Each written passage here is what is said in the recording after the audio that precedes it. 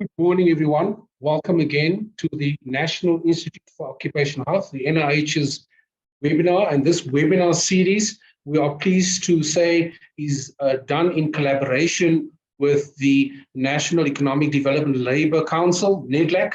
And it is a webinar series that's going to stretch over 27 webinars, which will include other supporting materials like information sheets and fact sheets and posters, 27 of them, and some short videos. So it's my pleasure to welcome you to this session. It's our second session in the series after the launch last year. And this is entitled The Minimum Occupational Health and Safety Services for the Workplace.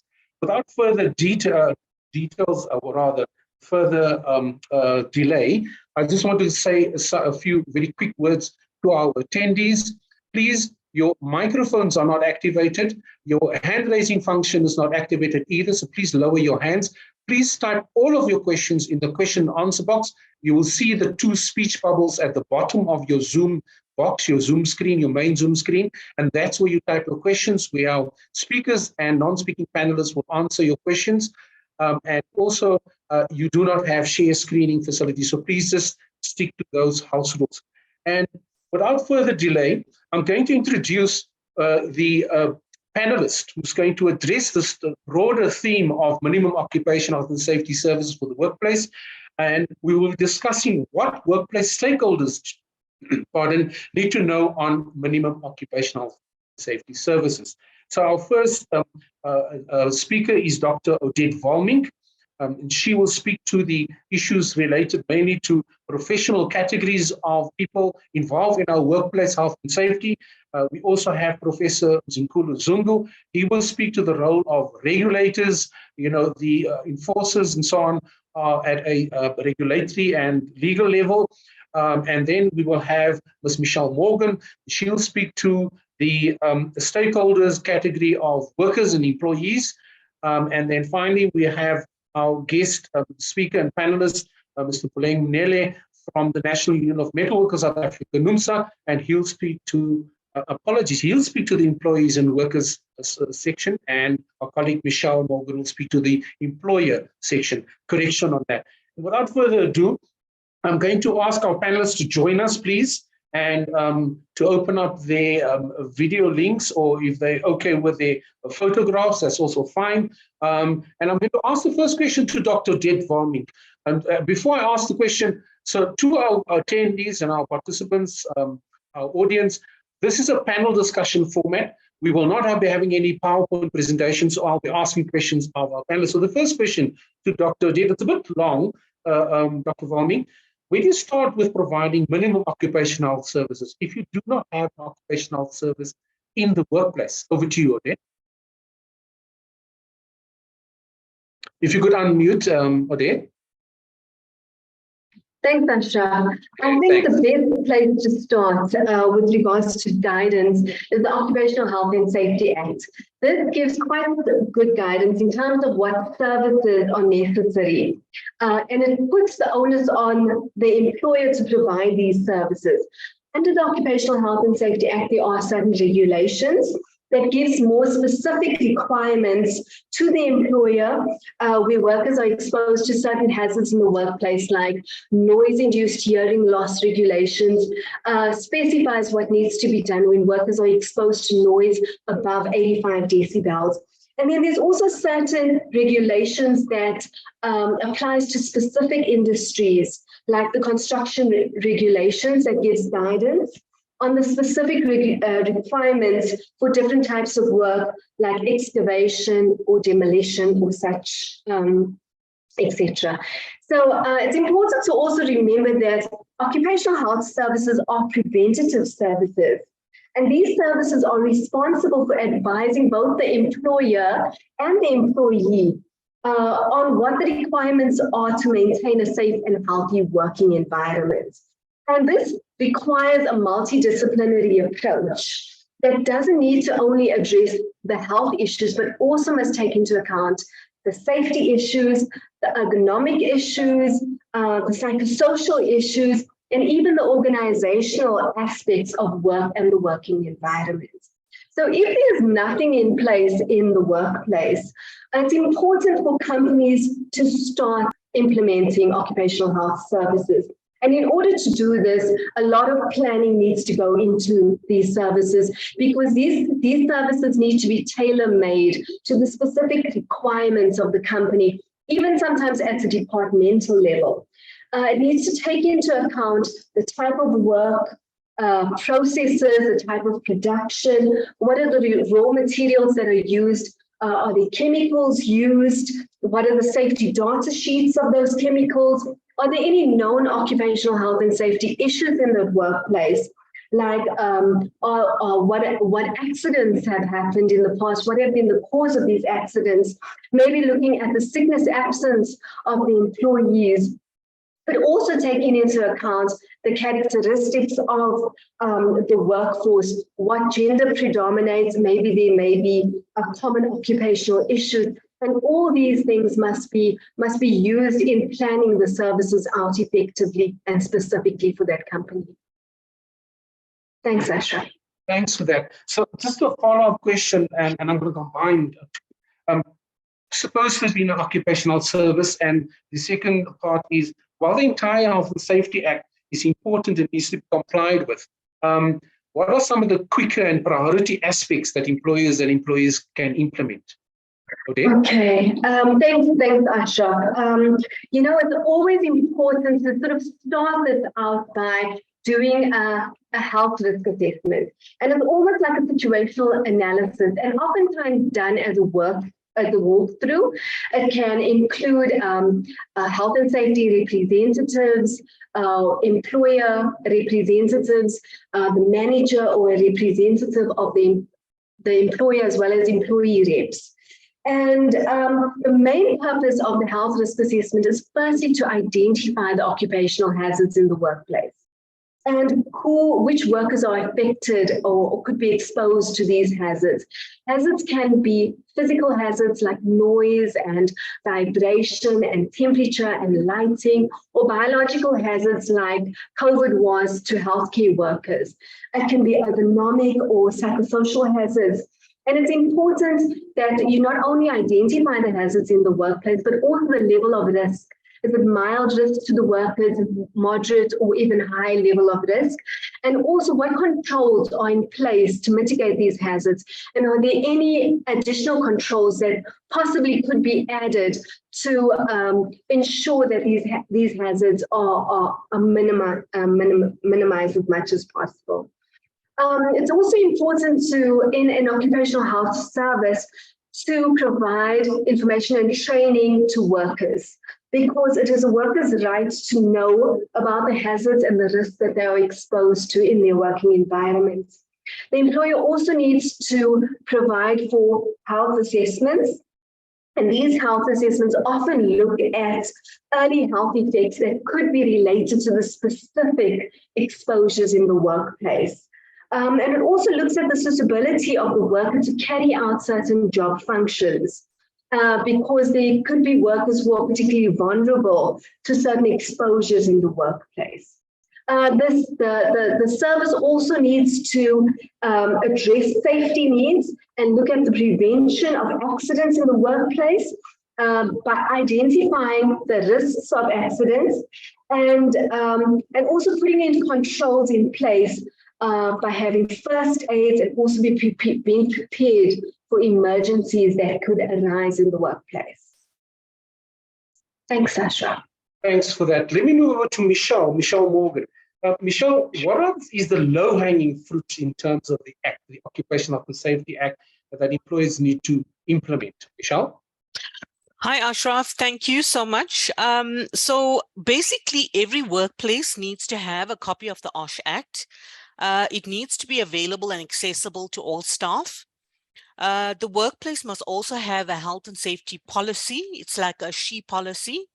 And the policy statement needs to be prominently displayed, preferably in all workplaces.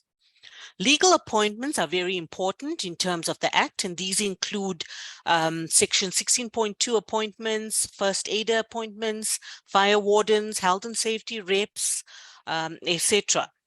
Then in terms of health and safety reps, they need to be appointed for a specific period. This must be in line with your policy in the organization. And health and safety reps must be trained. They must be given time off from their regular duties to fulfill their health and safety rep duties. These duties include things like walkthroughs and inspections of the workplace. Being a member of the Health and Safety Committee, they also need to attend meetings. They need to be the eyes and ears of the employer on the ground, in that they would be the direct contact with the employees, and listen to their concerns, etc. They also need to be involved in risk assessments and the incident reporting and investigation process. And as per the Act, the number of health and safety reps that one appoints is determined by the total number of staff in the organization or in the particular section. Then in terms of health and safety committees, one of these sections does address this. And, if you have more than 2 reps, you need to have a health and safety committee in place. The committees must meet at least once every 3 months. Minutes must be kept, shared with all staff and with management as well. And meetings must be kept for a minimum period of 3 years as per the Act. The number of committees that you have in your organization also depends on the number of staff. And also, you don't want too many health and safety reps on one committee, and then so you would try to maintain an even distribution. The committees also play an important role as they raise recommendations to the employer via or through the Health and Safety Committee meeting minutes. And they form a link between the worker and management in respect to SHE. Thanks, Ashraf. Thanks, Michelle. Briefly, a follow-up. How do workers, health and safety reps and health and safety committees management link together? Just briefly on that link point you made. Go ahead. Okay, thanks, Ashraf. So workers basically, as I mentioned, the health and safety rep is the eyes and ears on the ground. So workers would report unsafe conditions, incidents, etc. to them. And also then in terms of the Act, we need to do a safety inspections of the workplace. So if you find that these issues are not dealt with at local level on the ground, then it is the duty of the rep to then raise it and table it at the Health and Safety Committee meeting. Now that meeting is must have an employer representative present, and in the case of our organization, we've made it such that a management sits on this committee. So in actual fact, we closing that gap between the worker on the ground, the Health and Safety Committee, his manager, and then senior management. And then if anything is not sorted out at the workplace, then it's raised at committee level, and then the committee meeting minutes are signed by the Section 16.2 appointees.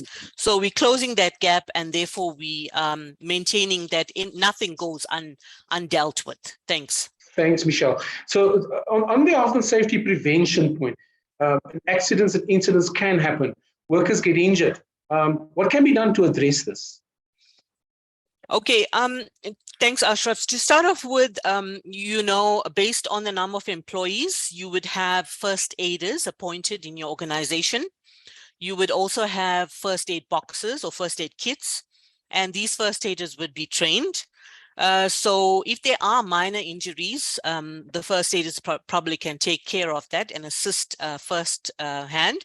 However, if there's more serious injuries, then there needs to be a written protocol in place where you would indicate what needs to be done in certain cases. So in terms of the Act, there's something called Section 24 injuries. And these are injuries that are very serious. They are injuries that involve death. A person becomes unconscious, loses a limb or part of a limb. There's an explosion. There's a spill of a very toxic reagent or chemical. These incidents are classified as Sections 24 incidents, and as such, the Act dictates that they need to be reported to the Department of Employment and Labor. And so there has to be a protocol in place in the organization. And also there needs to be a protocol for minor injuries in terms of the Act, like minor injuries and also near misses, because this is a chance for the organization to maintain, put controls in place so that these injuries do not recur. Thanks. Thanks, Michelle. I'll return to a question about training to you and perhaps the other panelists. But just, Odette, a quick follow-up. Do all companies need to employ professional occupational hygienists and medical staff? Briefly, you have about 60 to 120 seconds. Go ahead. Thanks, Ashraf. I think it really depends on the company, what the company can afford, what the occupational health needs of the company, even the number of employees that the company has. So there's different models of service delivery. It can be internal or it can be external to the company. There are some, as a starting point, oftentimes companies have an occupational health practitioner, which is an occupational health trained nurse and a safety expert, and sometimes employ the services of an occupational medicine practitioner who is a doctor on a part-time basis.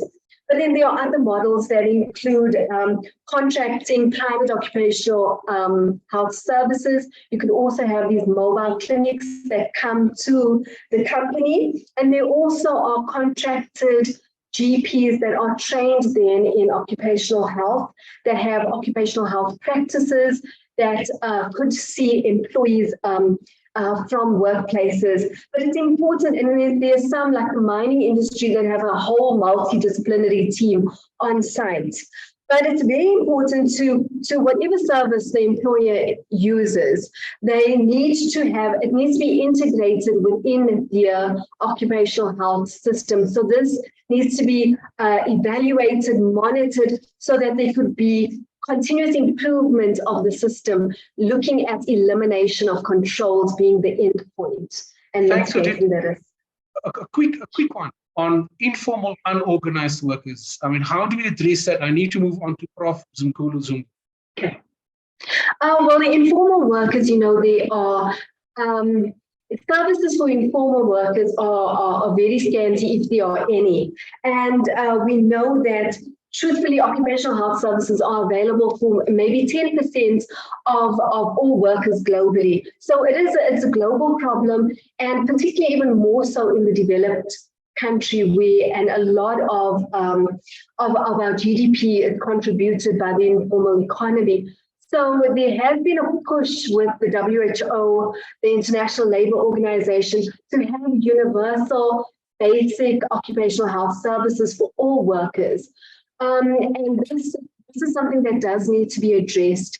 The Occupational Health and Safety Act puts the onus on the employer to provide these services, but self-employed people are sort of outside of it. Informal workers are outside of it. So there is a little bit of a link up with services that maybe the public sector can fulfill this requirement, and it has worked in other countries to provide for the services outside of the formal economy. Thank you very much, Odette. Prof. Zungulu Zungu, could I ask you, how can government on a regulatory level, the issue of laws and regulations and enforcement, how can government or the regulator enhance the provision of occupational safety for our workplaces and workers in the workplace? Over to you, Prof. Thank you. Thank you, Chair, for the opportunity. I just want to state that there is actually 5 things I would touch on today that I think that government can do in order to enhance the provision of occupational health services. One is that government should create an enabling environment for companies as well as employees to be able to access occupational health services. And I will come back to that shortly. The second thing is that once employees have been exposed to the workplace and they have developed occupational injuries and diseases, government must make sure that there are systems for redress so that employees are able to be compensated for that.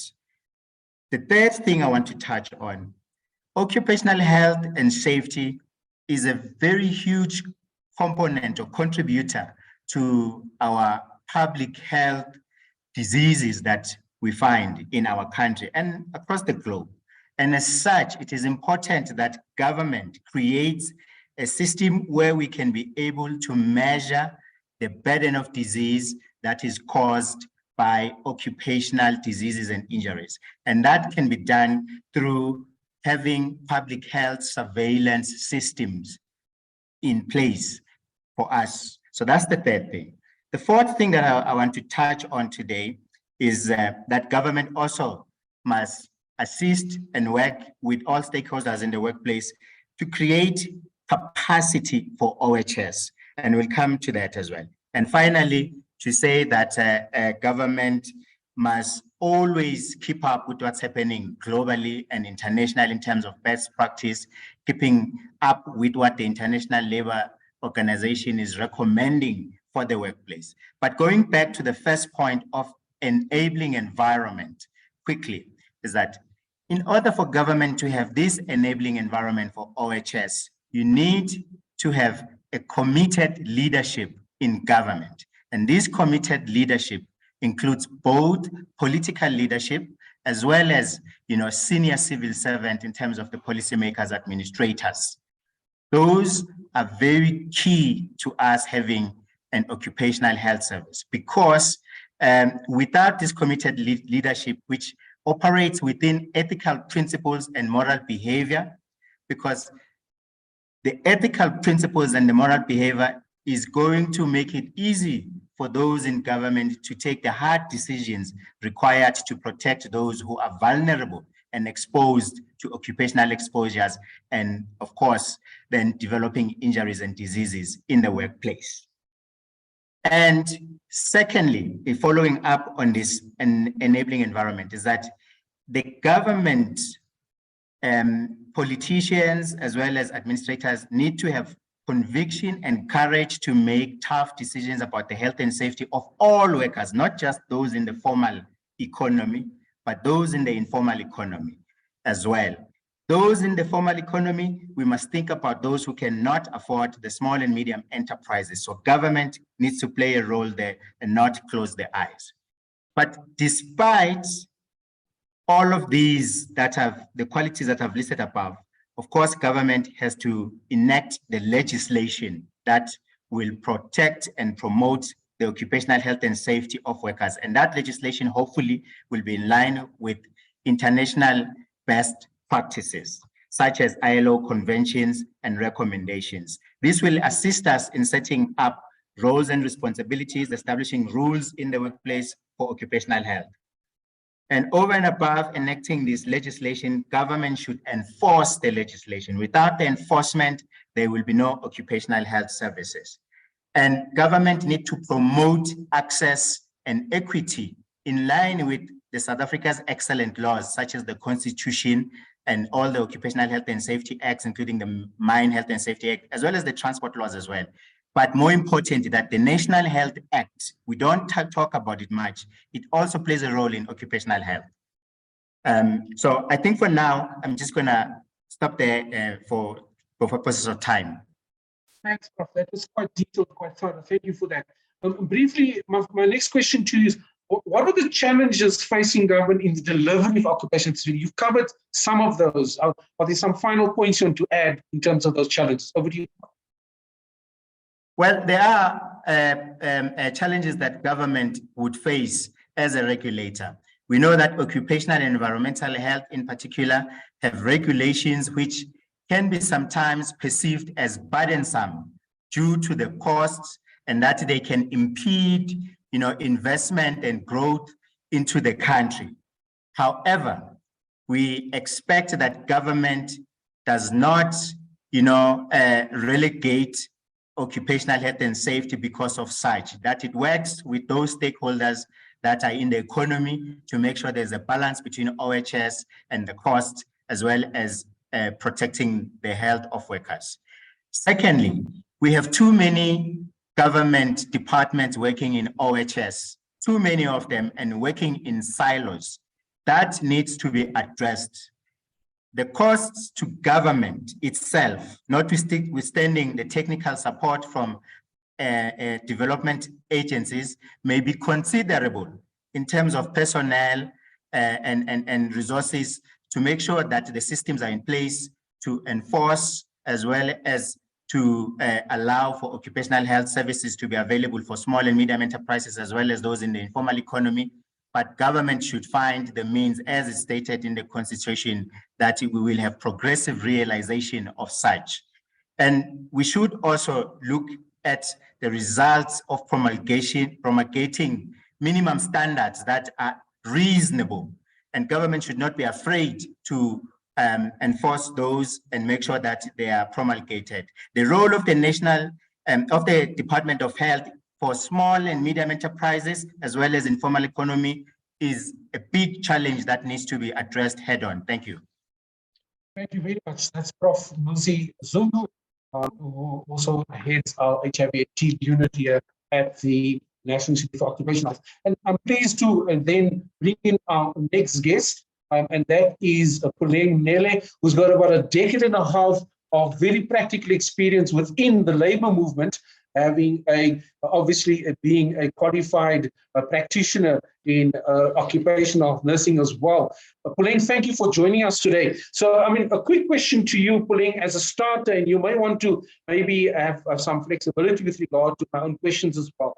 A lot has been said about the responsibility and duty of the employer when it comes to health and safety in the workers in the workplace. Do workers have duties, or do they have rights? What are the responsibilities of the employer towards the workers? Over to you, Puleng.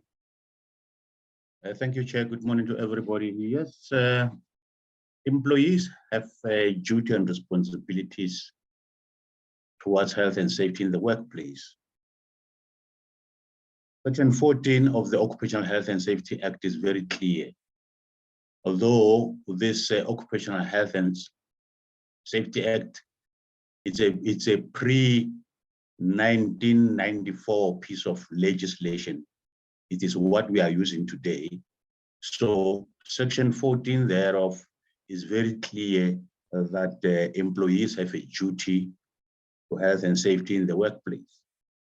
They have to take reasonable care for the health and safety of themselves and their employees and their co-workers in the workplace, and carry out lawful instructions with regards to health and safety.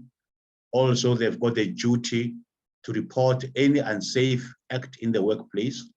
They also have a duty to report any accident if they come across any accident in the workplace before the end of the shift.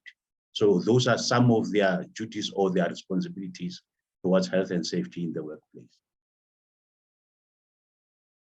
Thanks for that, Puleng. That was quite brief and succinct. I like that. Just on the point of rights, what rights do workers and employees have in the workplace, which is clearly responsibilities of the employer? Puleng, over to you. I think everybody knows that the rights that the workers enjoy today in the workplace were not given to us on a silver platter. We fought for those rights. For instance, the Labor Relations Act, Section 14.4b, says a trade union representative has a duty to monitor employers' compliance with any law that is applicable in the workplace. And this includes Occupational Health and Safety Act, because it does not apply anywhere else except in the workplace. So these laws should not be read in isolation. LRA is the umbrella act in the workplace. Section 14.4, as I've mentioned, is very clear that a recognized trade unionists in the workplace have a duty to monitor employers' compliance with any law in the workplace. And they also have the right to sit in any committee, including the Occupational Health and Safety Committee in the workplace. because if they don't sit in such committees, they will not be in a position to monitor employers' compliance with the same law. Thanks for that, Puling. A final question to you. What are some of the ways in which an employer can ensure workers complies with the Act, and to ensure that the employer itself does that too? Briefly, you have about 60 seconds. Thanks. Sorry, 60 to 90 seconds. Go ahead. We have General Administrative Regulations 6 and 7 that was published in 2003. It gives trade unions or organized labor the right to negotiate for an agreement with regards to health and safety in the workplace. This was not possible prior to 2003. So this agreements by their own nature is an extension and an improvement of the rights that we have. So GAR 6 allows us to enter into an agreement with employers in the workplace to negotiate for a health and safety agreement. For instance, that talks to how safety reps get elected, their term of office, how training gets conducted, etc. So if you have such an agreement, you shall have, improved on the rights and of the workers in the workplace. Thank you very much, Puling. So I just want to go to one or two questions. We've slightly over time, and I'm going to beg our attendees and participants' indulgences to allow me a few more minutes with your approval. Thanks. A quick comment for you, Puling, is from your colleague Vanessa Leroux, who says that the government should open up occupational health clinics, public ones. And I think she's commenting on Prof's comments and contributions. And she says that the government should resource them at our state hospitals. For example, in the Western Cape, we have a good occupational health clinic at Grootskuur called E16, who assists us where employers did not register a disease or injury. Thanks for that, Vanessa. So there is a question, Prof, and maybe I should put it to you on the issue of the NHI. Is the NHI, and for example, the point that Vanessa also raises about the funding of public occupational services in the public sector, in public hospitals. Does the NHI have some future role with regard to the points you raised about compliance and the enforcement and the building of capacity for occupational safety? Prof, over to you. Thank you. Now, at the moment, we must remember that the NHI is still looking at how resources are going to be pooled to pay for health services. And in doing so, they have indicated that there is going to be a role for the Occupational Health and Safety Act, but we are not clear as yet in terms of the bouquet of services that will be bought through the NHI fund, if that will include occupational health services. From the discussions that have taken place, I think at the moment that is not top on the list of what government intends to do. Thank you. Thanks, Prof. And as a roundup, I'm going to ask all our speakers, our panelists, just to join us openly. And I'm going to ask each, and I'll start with Dr. Odette Volming. You've been monitoring the question and answer box. You've been answering, like the other panelists and the non-speaking panelists, the questions there of our attendees. A final remark from you, or any particular question that is sort of popped up for you that's important to share with our attendees. Odette, over to you. Are you with us? Thanks, Ashraf. I think quite a few questions came up a little about, the obligations of the employer with regards to people who are working from home. And I think that is quite a topical issue at the moment, and, quite contentious in terms of you working from home, using your own, supplies, office supplies, maybe you've been given by the employer. But what about health risk assessments? What about all these things and the services that should be available for you? Currently, as it stands, the Occupational Health and Safety Act still puts the onus on the employer to provide for a safe a working space for employees. So these things need to be thought about in the workplace. There needs to be kind of a system of teaching people how to do health risk assessments within their own sphere, in their home environment, to address and to prevent health issues and safety issues coming up along the line. Thanks, Odette. Michelle, your final comments for the audience and any of those questions that we've been covering in the Q&A box there. Final word from you, Michelle. Yes, I agree with Odette that many of the questions related to working from home. And I think it's quite simple. If you're looking at the Act, it says that your workplace, it refers to. So when you're working from home, your home is your workplace. So you likewise need to have a safe and healthy work environment, access to facilities such as hand washing, ventilation, a comfortable workstation, etc. So ablution facilities as well. So these are the critical things that need to be addressed. So the OSH Act still applies irrespective of where you are working, because you are referring to your workplace. Thank you. Thanks, Michelle. And Puleng, final remarks from your side before we depart. Puleng, are you with us? Yes, yes, I Great. am. Go ahead. What was the question again? Do you have a final remarks with regard to the importance of health and safety for workers in the workplace and for them to be active participants in that environment and process? 30 seconds, Puleng, go ahead. Yes, look, like they said, we need to have an enabling environment. And some employers in the workplace, you know, they just don't make it possible for us to participate in the structures. For instance, they would like us to believe that as shop stewards, health and safety is the domain of the she-reps only, when the LRA is very clear that they have got a duty to monitor compliance. So the more we have strong unions in the workplace, the more we'll have workers knowing what their rights are with regards to health and safety in the workplace. And that's the final word from our trade unionists on the panel.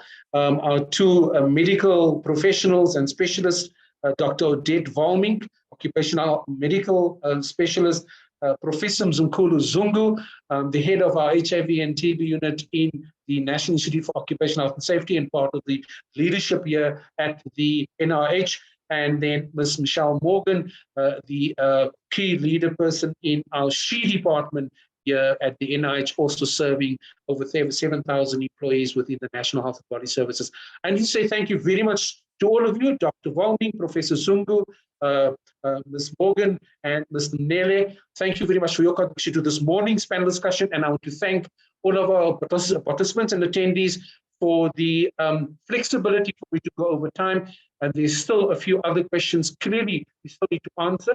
I see there's 6 open questions in the question and answer box, but I'll pause the session here and ask my IT colleague to keep the session open so that the panelists can see if they can address the outstanding questions in the question and answer box. And at this point in time, I say thank you very much to all of you. We will see you in the next webinar. That's the next online session in the webinar series, and that will be on the 30th of March, and we'll be dealing then with the issue of compliance and non-compliance in the workplace, and we're asking some of our regulatory specialists and experts to join us in that particular session. Thank you, goodbye, see you on the next webinar.